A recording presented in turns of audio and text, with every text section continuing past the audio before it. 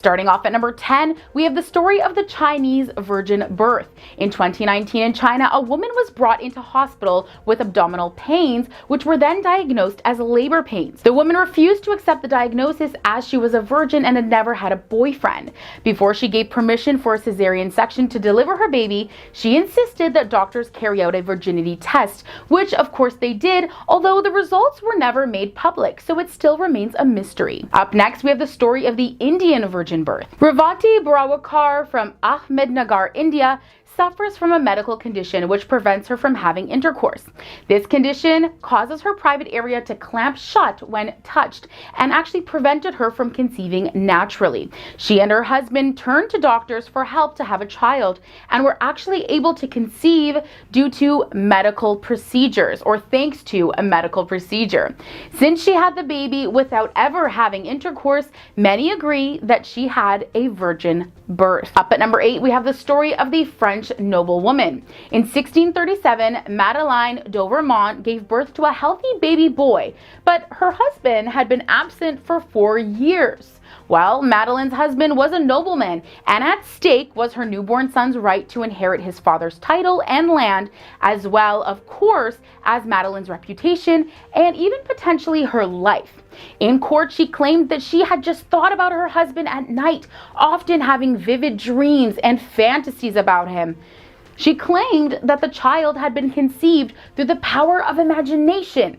Now, theological experts testified in court that this could actually be possible.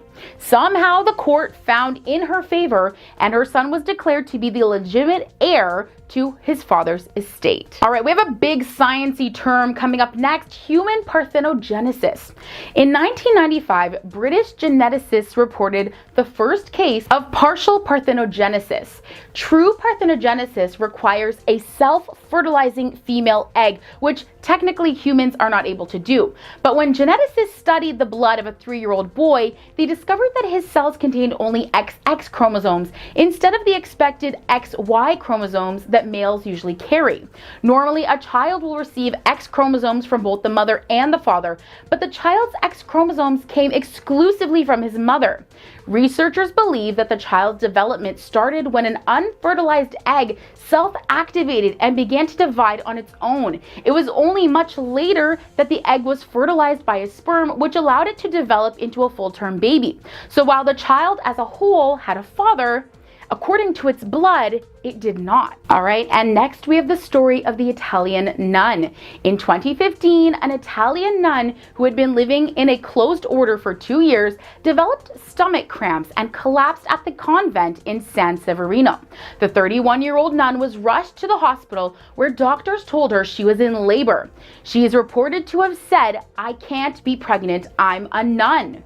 Despite this, she gave birth to a healthy boy who she named Francis in honor of the Pope. The local priest, in a display of some kind of strange support, said, "Well, if this nun says she was unaware of the pregnancy, then we must believe that she's telling the truth." I wonder if the priest had some strange involvement in this story. And at the halfway point, coming up at number 5, we have the story of the serpent-loving queen. The night before her marriage was to be consummated, Olympias dreamt that she had been hit by a thunderbolt, which then started a great fire around her. Her husband Philip, meanwhile, dreamt that he had sealed his wife's body up with sealing wax, into which he pressed a seal in the shape of a lion. Now, some mystics interpreted the dreams as a sign that the queen would become pregnant and would bear him a son with the courage of a lion. Now, on their wedding night, Philip had discovered a snake sleeping in his wife's bed with her, which had scared him to the point where he wouldn't sleep with her or even be intimate with her. So it seems that they never consummated their marriage. Now, Olympias is said to have miraculously given birth to Alexander the Great less than a year after her and her husband had those dreams. Moving on to the Civil War bullet baby story. During the American Civil War, a girl, her mother, and sister who lived near the battlefield often stood on their porch waiting for an opportunity to help the wounded. A military doctor witnessed a young soldier being shot near the lady's house. He watched as the man fell, and he also heard a scream from outside the lady's house at about the same time. time. The bullet had actually passed through the soldier's scrotum, taking with it part of his testicle. After exiting the soldier, it continued on and hit the eldest daughter in her abdominal cavity. Now, the doctor was in a rush and he had time to give her only a cursory examination before hurrying back to the battle. When he returned a few months later to check on her, he was pleased to see that she seemed to have made a full recovery, but was shocked to see that her abdomen had become enormously large. Now, approximately 40 weeks after sustaining her injury, the young woman gave birth to a boy, to the amazement of the doctor, her family, and even the girl. The doctor even asserted that before the delivery, he had observed the young lady's hymen to still be intact. Up at number 3, we have the story of the IVF virgin births.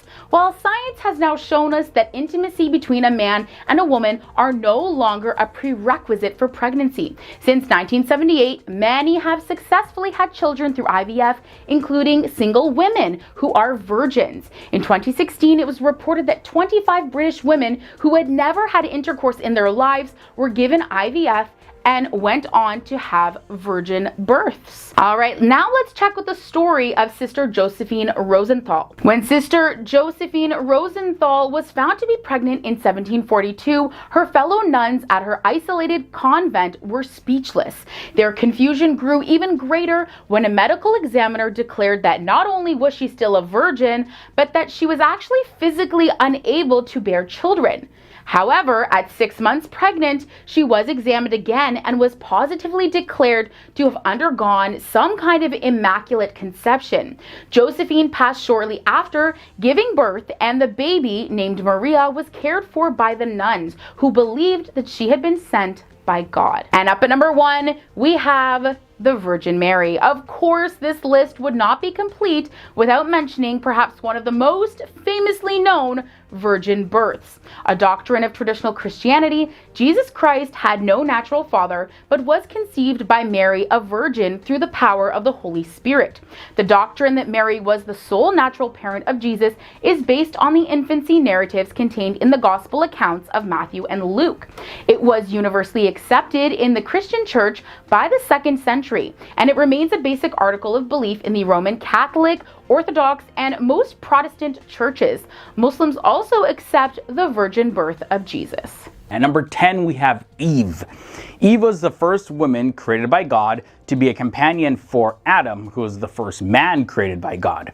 Everything was perfect in the Garden of Eden, but when Eve believed the lies of the devil, who came to her in the form of a serpent, she influenced Adam to eat the fruit of the tree of the knowledge of good and evil. And that had some pretty serious consequences. The entire human race was exposed to sin, and disobedience to God was learnt by the human race. Number 9 is a woman named Sarah. She is the mother of the Jewish nation. As Abraham's wife, her offspring became the nation of Israel, which produced Jesus Christ, who is considered to be the savior of the world. Her impatience, though, led her to influence Abraham to father a child with Hagar, which was Sarah's Egyptian servant, and this spawned a conflict that still exists to this day.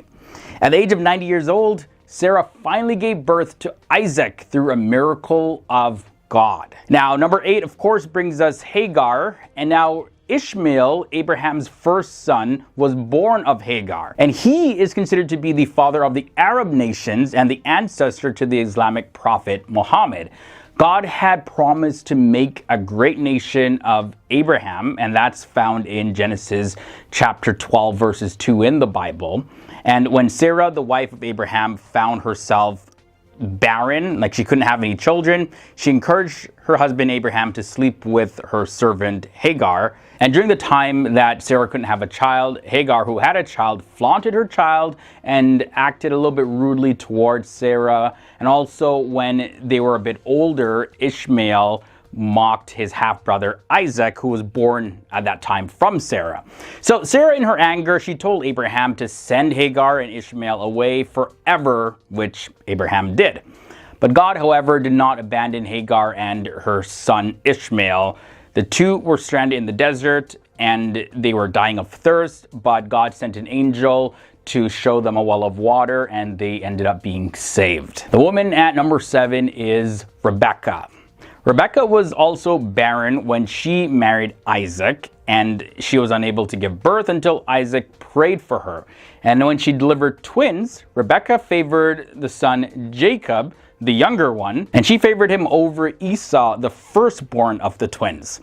Rebekah helped to deceive Isaac, who was blind, into giving the blessing to Jacob instead of Esau.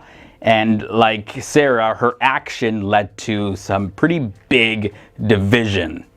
Her actions set the foundation for the birth of the 12 tribes of Israel, since Jacob's name was changed to Israel later on. And yeah, without her actions, the chosen people may have been known as the children of Esau. Rachel comes in at number 6. Rachel became the wife of Jacob, but only after her father Laban had deceived Jacob into marrying Rachel's sister Leah first. Jacob favored Rachel because she was more attractive than Leah, and Rachel's sons became the head of the 12 tribes of Israel. Joseph had a son, Jacob, through Rachel, and he ended up being perhaps the most influential son. He ended up saving an entire nation during a severe famine that occurred years later. And Benjamin, the second son of Jacob through Rachel, well, his tribe produced the Apostle Paul, which is the man who is largely responsible for the spread of Christianity as we know it today. Halfway at number 5, we're going to be looking at Leah. Leah, like I mentioned, also became the wife of Jacob through deception. Jacob had worked 7 years to win Leah's younger sister's heart, Rachel. On the wedding night, though, her father Laban swapped Rachel with Leah. And then Jacob had to work another 7 years to finally be able to marry Rachel, the one that he actually loved. But although she was loved less, Leah was the one who actually gave Jacob the most children.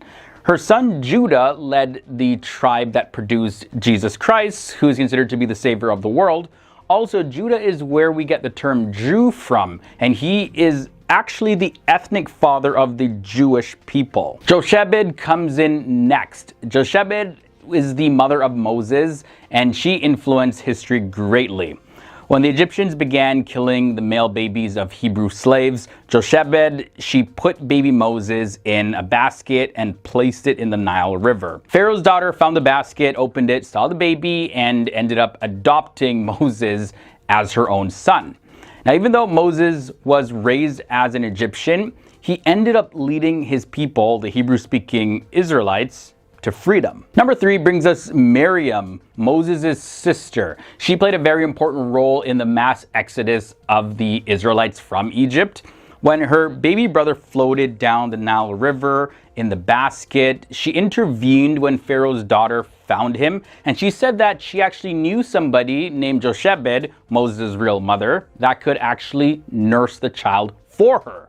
And this is where Moses was able to get certain morals and beliefs instilled in him at a very early age, and that shaped him as he grew older. Just imagine if he never knew of his Hebrew heritage. The next woman we're looking at is Esther. Esther is portrayed as the Jewish queen of the Persian king Xerxes I. When her people, the Jewish people, were on verge of being completely annihilated, Esther risked her life to save them. The king's chief minister, Haman, plotted the massacre of the Jews, and this was all because a man by the name of Mordecai refused to bow to him. So he decided, all right, I'm going to get rid of all the Jews then. Haman didn't know that Queen Esther was a Jew herself, since she didn't tell anybody. And he also didn't know that Mordecai, the man that didn't bow to him, was Queen Esther's uncle. Now, to save the Jews, Esther ordered them to fast for 3 days and 3 nights, and no man or woman was allowed to enter the inner courts to approach the king without being summoned by him, and any attempt to do so would result in the death penalty. On the 3rd day of the fast, risking death, Esther went into the inner court and revealed everything to the king. The king sided with her, and the Jews were saved. We end this episode off at number 1. We have Mary, the mother of Jesus. She's considered to be the most blessed woman in biblical circles. An angel had told her that she would become the mother of the Messiah, Jesus. And despite the potential shame that it would bring upon her and her family, because people would accuse her of having an affair, She submitted to God's will, and she got pregnant by the power of the Holy Spirit, and she ended up giving birth to Jesus. Now, the New Testament account of her humility and obedience to the message of God has made her completely exemplary when it comes to Christians of all ages. In the book of Luke, chapter 1, verses 48, she even says, "Surely from now on, all generations will call me blessed." Mary is revered greatly from billions of people around the world, and this is largely due to the fact that when God called her to do something, she said, "Yes, I'm willing." So with that said, let's jump into the episode, starting with number 10. Here we have Khadijah bint Khuwaylid. Khadijah was the first wife of the Prophet Muhammad, who she met as a widow of a very wealthy merchant. She had actually hired Muhammad before he was considered a prophet, but soon after she came to see him as a potential husband. And according to most sources, she was about 40 years old, and the Prophet Muhammad was 25 years old when they got married. The Prophet Muhammad and Khadijah, they had 6 children together, including 2 sons who ended up passing away as infants. While she was alive, Prophet Muhammad did not marry any other women. From there, let's move on to number 9, where we have SAWDAH bint ZAM'A. After 25 years of marriage, Khadijah had passed away, so the Prophet Muhammad was left to raise a family, and he found that he couldn't really devote as much time to promoting Islam as he really wanted to, so he ended up deciding to marry again, and he chose to marry a widow by the name of SAWDAH bint ZAM'A. And the Prophet Muhammad, he looked for the approval for their marriage from her parents, and then they told him to just ask her and see if she'll accept. So of course she accepted, and they were married for 3 years before the Prophet Muhammad took another wife. Moving on now to AISHAH bint Abu Bakr. AISHAH was a daughter of Abu Bakr, who was one of the Prophet Muhammad's closest friends. She was married to him at a very young age, and AISHAH was raised a Muslim, and after the marriage she and the Prophet Muhammad became extremely close, and Muslims believe that AISHAH narrated more than 2,000 hadith, which are the record of the words and actions of the Prophet Muhammad. And AISHAH was actually one of the only 3 of the Prophet Muhammad's wives who actually memorized the Quran in entirety. As years went on, AISHAH was widowed at the age of around 18 or 19 years old, but she went on to teach as well as play a very significant role in the spreading of Islam for over 40 years. Number 7 brings us facts about HAFSAH bint UMAR ibn al-KHATTAB, and she was Prophet Muhammad's 4th wife, and she was also the daughter of one of the Prophet Muhammad's closest companions named UMAR ibn al-KHATTAB. Now their marriage was more so for a political alliance, and HAFSAH had been married at a young age as well. As a matter of fact, HAFSAH and AISHAH were the youngest of the Prophet Muhammad's wives, and both had pretty similar personalities, and it was said that they were very strong young women, and they also apparently they got along really well. The next fact involves ZAYNAB bint KHUZAYMAH, and she was the first of the Prophet Muhammad's wives that did not come from the tribe of Quraysh, which the Prophet Muhammad was also from. She ended up passing away less than a year after their marriage, so because of that, there's very little known about her.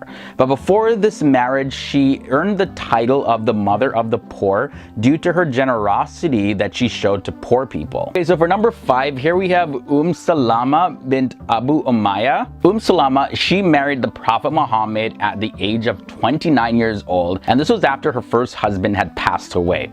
She and her husband were some of the first to leave Mecca to Medina when she was forced to separate from her husband, and also her son was abducted. And at the passing of her husband, she ended up marrying the Prophet Muhammad, and Salamah, she narrated more than 300 hadiths, and there was a lot of them that related to women. Now let's look at JUWAYRIYAH bint AL-HAARITH. JUWAYRIYAH, she came to the Prophet Muhammad's attention when she was actually captured in the battle against the tribe of Banu Mustalik. She was 20 years old at the time and the daughter of the chief Banu Mustalik, and her marriage created an alignment between her tribe as well as the Muslims. And when the Prophet Muhammad married JUWAYRIYAH, it allowed the tribe to enter Islam with honor by removing all of the humiliation of their defeat. Soon as they announced publicly that they were married, all the the war stopped, as well as all the captives of war, they were set free. And in total, Juwayriyah was married to the Prophet Muhammad for 6 years. Number 3 brings us ZAYNAB bint Jahsh. She was married first to one of the Prophet Muhammad's freed slaves, but their marriage was short-lived and it was very problematic, a whole lot of turmoil happening. So the Prophet Muhammad actually allowed them to get a divorce. Now, of course, divorce was never the ideal situation. It's very frowned upon. And also, because of divorce, it usually left the women in a more difficult situation than the man. So to satisfy everyone involved, including Zaynab's family, the Prophet Muhammad ended up marrying her. And Zaynab began to be very popular and known for her works of charity. For number 2, let's look at Habibah bint Abu Sufyan. Habibah is also known as Ramallah, and she was the daughter of Abu Sufyan, who was a leader of the Quraysh tribe and as well as an enemy of Islam at that time. But she stated her beliefs in Islam despite the consequences that she would face. Now, her husband had passed away after the migration to Abyssinia, which is modern-day Ethiopia, and she was all alone in a foreign country with her young daughter. So, of course, she was in a very difficult situation. Now, when the Prophet Muhammad heard of this, he offered to marry her and she accepted. And the final fact in this episode has to deal with Safiya bin KHATTAB. Safiya was born in Medina to the chief of the Jewish tribe Banu Nadir, and in the year 629 CE, the Muslims won the Battle of Khaybar and Safiya was taken as a slave. Now, the Prophet Muhammad did suggest that Safiya should convert to Islam, and after she did, they got married. Now, despite her conversion though, Muhammad's other wives, they used to tease Safiya from coming from Jewish lineage, but the Prophet Muhammad, he once said this, and I quote, "If they discriminate you again, tell them that your husband is Muhammad. Your father was Prophet Aaron and your uncle was Prophet Musa. So what is there in that to be scornful about?" Safiya was 21 years old when the Prophet Muhammad passed away, and she lived for another 39 years after that. Starting at number 10, we have NUSAYBAH bint Ka'ab. Now, this woman is a real hero and she's a tremendous fighter. She was also known as Amara, and she was part of the Battle of Uhud, where she participated by giving water to people who are thirsty and injured. And Prophet Muhammad, in that battle, he actually lost his teeth, and most of the companions either got martyred or they fled the war. Now, when Amara, she saw his face bleeding, she dropped her containers of water and she literally took up a sword of one of the escaping fighters, as well as a bow and arrow from another fighter. And she did this to defend the Prophet. She also participated in the Battle of Yamama, where she lost her hand during the battle. So she was front line. The next female companion we're going to be looking at is ASMA bint UMAIS. Now, she was one of the earliest converts to Islam, and she was married to Ja'far bin Abu Talib. Now, when he was martyred in the Battle of Mu'tah, she married Abu Bakr. After he passed away, she remarried again to Abdurrahman bin Auf. And then when he passed away, she ended up marrying Ali bin Abu Talib. So a lot of tragedy and a lot of remarrying in her life. Now, when the Prophet Muhammad was going to perform the Hajj pilgrimage, Asma was in her final trimester of pregnancy, but she was so eager to perform Hajj as well that she wasn't even worried that she was so heavily pregnant. She was determined to do it. At number 8, we have Hakim bin Harith. Now, she was a woman who was the wife of Ikramah, son of Abu Jahl, and she accepted Islam on the day of the conquest of Mecca. She also led her resistant husband to convert to Islam as well, and this took many attempts. And since he actually had run away when the Muslims gained victory, and she went to find him literally in the middle of nowhere. Then her husband was unfortunately martyred, and then she remarried. Eventually, her second husband got martyred as well, and during that battle, she tightened her clothes and pulled out some poles of the tent, and she went out and slayed 7 armed enemy men.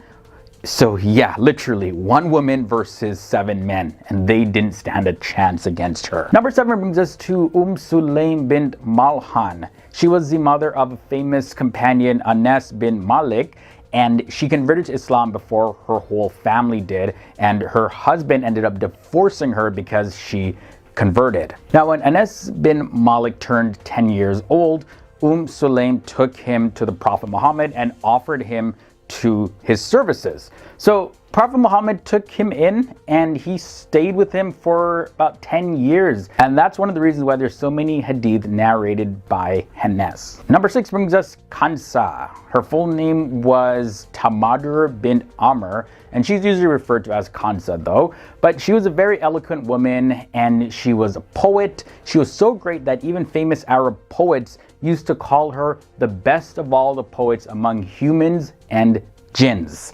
She used to cry a lot, and she cried so much that her eyes began to form dark circles around them. But her deep emotions would bring everyone else around her to cry with her. And her ability to express her emotions like this, it really carried through into her poetry. After becoming a Muslim, she was known as Kansa when the Prophet Muhammad saw her and said, Ya Kansa. Halfway in at number 5, let's look at Fatima bint Muhammad. Of course, she is the 5th child of the Prophet Muhammad and Khadijah. She was born at a time when her father had begun to spend a lot of time in solitude in the mountains around Mecca, just to pray and meditate, things like that. And when she was 5 years old, she heard that her father had become the messenger of God. And his first task was to convey the news of Islam to his family and close relations.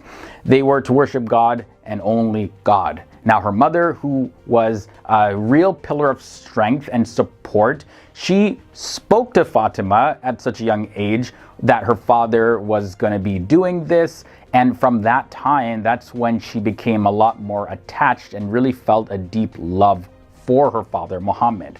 Fatima also accompanied the Prophet when he made Umrah in the 6th year after the Hijrah, after the Treaty of Hudaybiyah. And then in the following year, she and her sister Kulthum, they were among the mighty group of Muslims, as well as Muhammad was there during the liberation of Mecca. Number 4 brings us Salamah. Now, Salamah was the wife of Prophet Muhammad also, and she was known for her beauty, her wisdom, as well as her knowledge. And get this, she also narrated 378 hadith.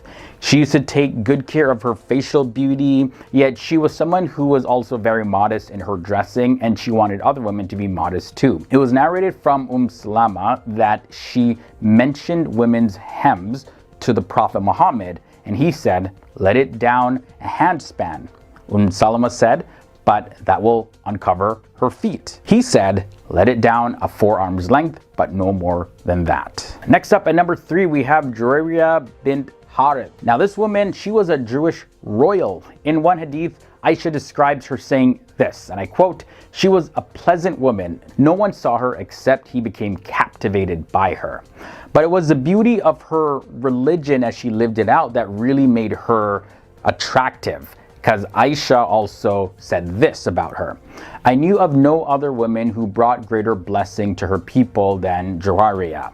Also, her entire tribe became Muslim after she accepted Islam. Number 2 brings us Hind bin Utbah. This woman, like whatever she did it with all her heart, whether it was good or bad.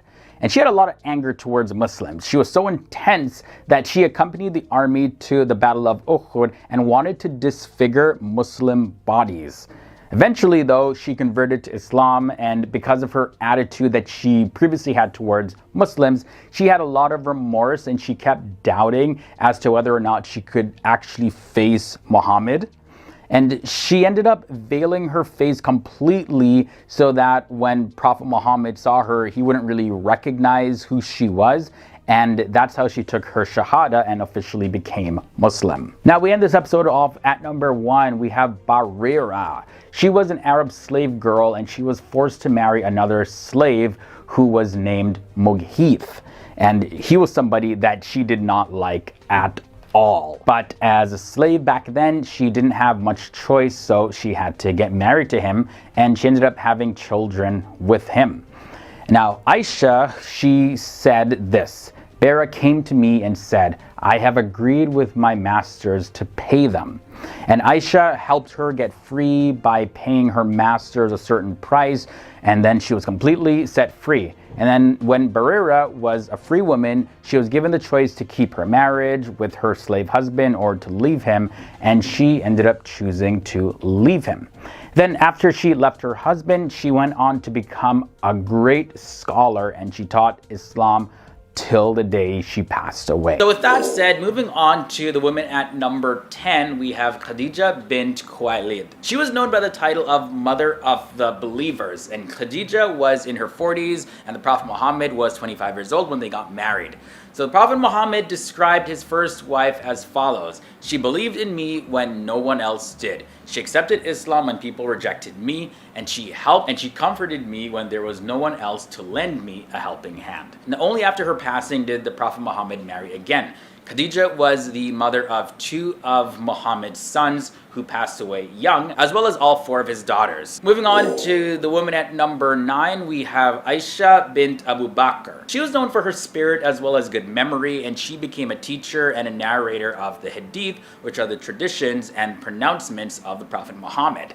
Aisha was the daughter of Abu Bakr, who was Muhammad's close friend and companion, and she married Prophet Muhammad at a very young age. As a matter of fact, she was 9 years old when they got married, and she's the only one of his 13 wives who never had a husband before. At number 8, we have Fatima. Now, Fatima was Prophet Muhammad's youngest daughter, and she was deeply devoted to him and spent her spare time praying and worshiping. Fatima was also his favorite and closest daughter. She passed away 6 months after he did. She was the mother of Prophet Muhammad's grandsons, Hassan and Hussein. She's considered as a role model for Muslims, and Fatima is one of the most beloved names for Muslim girls. The woman at number 7 is SAWDAH bint ZAM'A. SAWDAH was a widow and may have been as old as 55 years old when she married Muhammad. Now, there was some debate over whether or not she or Aisha was Muhammad's second wife, but the marriage seems to have been an act of graciousness that was really aimed at rescuing SAWDAH from a very difficult life that she had. According to many accounts, the marriage was friendly rather than a romantic marriage. Moving on now to number 6, we have ZAYNAB bint Jahsh. She was Prophet Muhammad's cousin as well as wife, and she was described as a small and beautiful woman, but she had a very quick temper that quickly was dissipated as well. So she would get angry, but then she would release the anger really quickly. She was known for that. She was a very talented leather worker as well, and ZAYNAB married Prophet Muhammad after her first husband's passing in the year 622. At number 5, we have HAFSAH bint UMAR. HAFSAH was a woman who was not afraid to say what was on her mind. Unlike many of Prophet Muhammad's wives, she was previously married. HAFSAH was a woman who was known to assist those who were wounded on the battlefield when her previous husband passed away. The woman at number 4 in the Prophet Muhammad's life is Hind bint Abi Umayyah. She was also known as Salamah. She and her first husband were early converts to the religion of Islam, and she also had moved to both Abyssinia and Medina. And when she had married the Prophet Muhammad, she was a single mother of 4 young orphans. Moving on now to the woman at number 3, we have HABIBAH. She was also known as Ramla bint Abi Sufyan, and she, along with her first husband, were early converts to the religion of Islam as well. Now, there was a time when her husband had reverted to Christianity, but at that time Ramla divorced him, and then she later married the Prophet Muhammad, although they didn't initially live together. Next up at number 2, the woman we have here is Sophia bint Huyay. She was the daughter of a Jewish chieftain, and Sophia was taken captive when her husband was killed in battle by the Muslims in the year 621.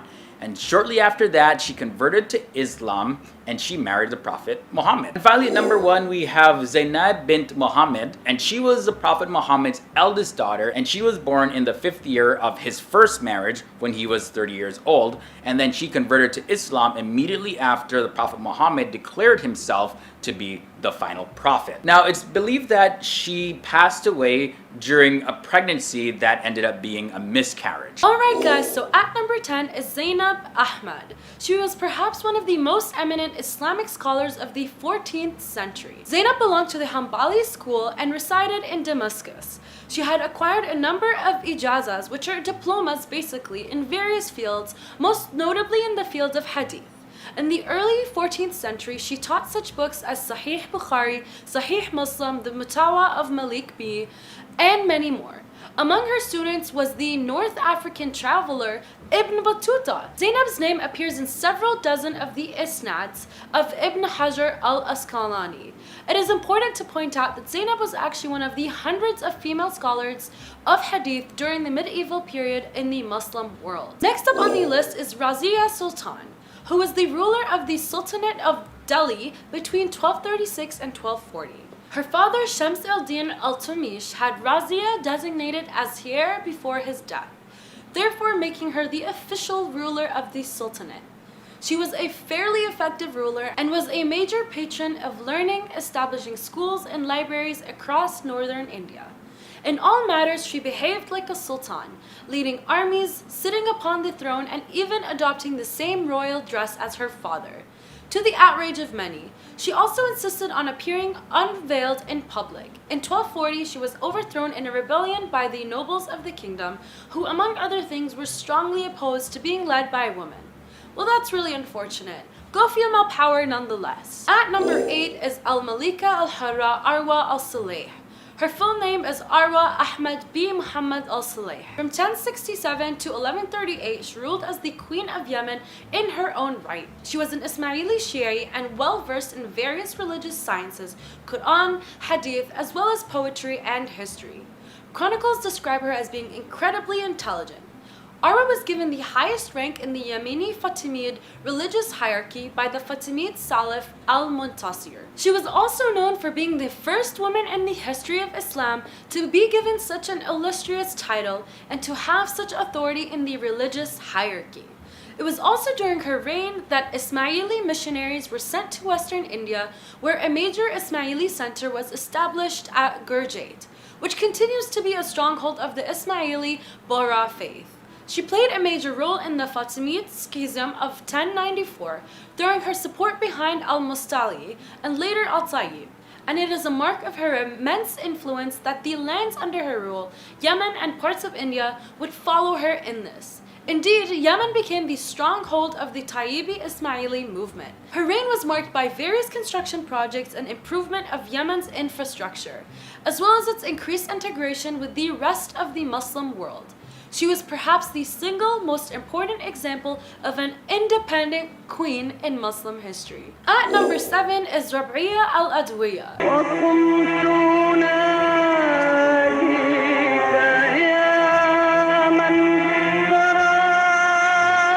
She is known to be one of the most important mystics for Sufis in the Muslim tradition. Al-Adawiyya spent much of her early life as a slave in southern Iraq before attaining her freedom. She is considered to be one of the founders of the Sufi school of divine love, which emphasizes the loving of God for his own sake rather than out of fear of punishment or desire for reward. At number 6 is Zaynab Ali. She was the granddaughter of the Prophet Muhammad through his daughter Fatima and her husband Ali bin Ali Talib. She was a leading figure of the Al-Bayt during the late 7th century and played a central role both during and after the massacre at Karbala, where her brother Al-Hussein ibn Ali and 72 of her nephews and other brothers were killed by the Umayyids. For a time, she was the effective leader of the Ahl al-Bayt and served as the primary defender of the cause of her brother, Al-Hussein. At Kufa, she defended her nephew Ali ibn al-Hussein from certain death by the governor of the city, and when presented to the Yazid ibn Mu'ayyah at Damascus, she gave such an impassioned and forceful speech at the royal court that the caliph was convinced by his advisors to release her and the prisoners taken at Karbala. Her strength, patience, and wisdom makes her one of the most important women in early Islam. Her shrine at Damascus remains a major place of visitation by both Sunnis and Shias, a fact that emphasizes the universality of her legacy among Muslims. At number 5 is AISHAH bin Abi Bakr, who is a figure that requires almost no introduction. AISHAH was the wife of the Prophet Muhammad, who had perhaps the most influence on the Muslim community after his death. She played a central role in the political opposition to the third and fourth caliphs, Uthman ibn Affan and Ali ibn Abi Talib, even leading an army against the latter at Barsa in 656. Although she retired from political life after her defeat, she continued to play a major role as a transmitter of Islamic teachings. She is actually one of the major narrators of hadith in the Sunni tradition. In many ways, she is among the most interesting and controversial figures in early Islam, especially since the implications of her actions for women's participation in scholarship, political life, and the public sphere clashed with later conservative conceptions of the role of women. Alright, so number 4, next up on the list is NUSAYBAH bin Khabi al-Ansariya, who is also known as Umar. She was a member of the Banu Najjar tribe and one of the earliest converts to Islam in Medina. As a companion of the Prophet Muhammad, there were many virtues attributed to her. She is most remembered, however, for taking part in the Battle of Uhud, in which she carried sword and shield and fought against the Meccans. She shielded the Prophet Muhammad from enemies during the battle and even sustained several wounds in front of him to protect him. It is said that after she sustained her 12th wound, she fell unconscious, and the first question she asked when she was awakened was, "Did the Prophet survive?" A testament to her loyalty and commitment to the new faith. At number 3 is Fatima al-Fihri. Fatima was one of the founders of the oldest degree-granting universities in the world. After inheriting a large fortune, she wanted to devote her money to work that would benefit the community. Thus, with her wealth, she built the Al-Qarawiyyin Mosque. From the 10th to 12th century, the mosque developed into a university known as Al-Qarawiyyin University. Today, the Guinness Book of World Records and UNESCO recognize the university to be the oldest continuously operating institution of higher education in the world. On the note of education, Nana Masu is another very famous Muslim woman in history. Nana was a princess, poet, and teacher. She was fluent in Arabic and well-versed in Arabic, Greek, and Latin classics. In 1830, she formed a group of female teachers who journeyed throughout the region to educate women in poor and rural regions. With the republication of her works that underscore women's education, she has become a rallying point for African women today. Today in northern Nigeria, Islamic women's organizations, schools, and meeting halls are frequently named in her honor. Last but certainly not least is Khadijah bin Khuwaylid. Even before her famous marriage to the Prophet Muhammad, she was an important figure in her own right, being a successful merchant and one of the elite figures of Mecca. She played a central role in supporting and propagating the new faith of Islam and has the distinction of being the first Muslim. As the Prophet Muhammad himself is believed to have said in a hadith preserved in Sahih Muslim, he says, "God Almighty never granted me anyone better in this life than her. She accepted me when people rejected me. She believed in me when people doubted me. She shared her wealth with me when people deprived me. And God granted me children only through her." Indeed, another one of the most important women of early Islam was Fatima al-Zahra, the daughter of the Prophet, by Khadijah, and it is only through Fatima that the lineage of the Prophet Muhammad is preserved. These facts make Fatima and her mother Khadijah among the most revered female persons in Islamic history.